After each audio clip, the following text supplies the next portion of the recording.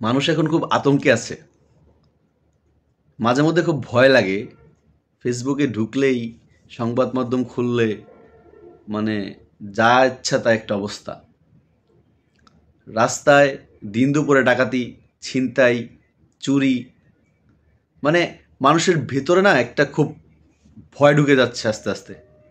আমার কথা হচ্ছে, যেই রাজনৈতিক দলগুলো আছেন আপনারা, আপনারা সবাই আহ, ভোট, তারপরে ইলেকশন নিয়ে খুব ব্যস্ত।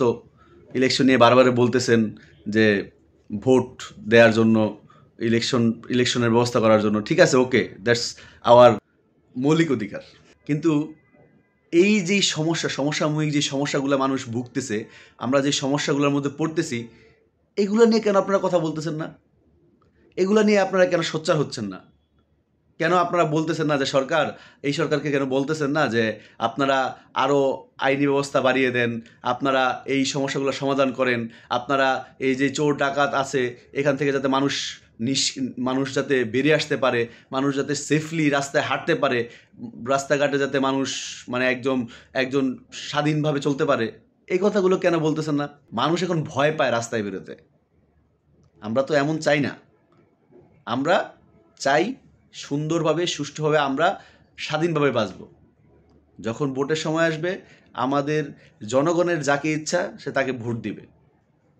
কিন্তু এই যে সমসাময়িক সমস্যাগুলো আছে, সমসাময়িক সমস্যাগুলোর মধ্যে আমরা পড়তেছি, এগুলো থেকে আমাদের সবার সম্মিলিতভাবে বেরিয়ে আসা উচিত।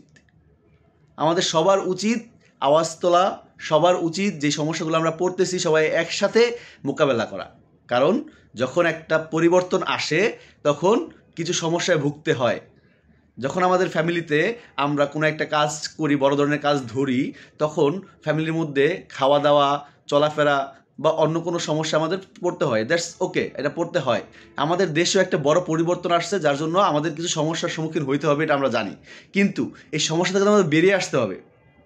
আর এই বেরিয়ে আসার জন্য আমাদের উচিত সবার সম্মিলিতভাবে, একত্রেভাবে আওয়াজ তুলে এভাবে কীভাবে এখান থেকে মোকাবেলা করে আমরা বেরিয়ে আসতে পারি, কিভাবে আইন শৃঙ্খলা আরও জোরদার করা যেতে পারে, কিভাবে আমরা এই যেই চোর ডাকাত এগুলো থেকে আমরা বেরিয়ে আসতে পারি, সেজন্য আমাদের আওয়াজ তোলা।